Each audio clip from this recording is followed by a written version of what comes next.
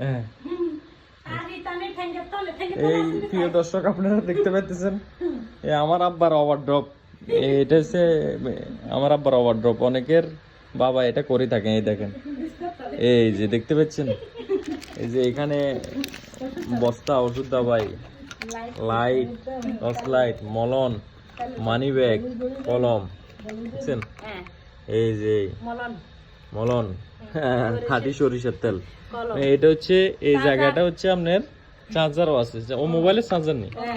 হ্যাঁ, আতর। এটা হচ্ছে ওভারড্রপ। এর যদি আলমারিও থাকে তারপরেও এখানে রাখতে হবে। এটা না, দাঁড়াও, এই যে পানের বাটি, তারপর এই যে হাকিমি ওষুধ, স্যালাইন, টিস্যু, লোহা লঙ্ঘ আছে, সব আছে।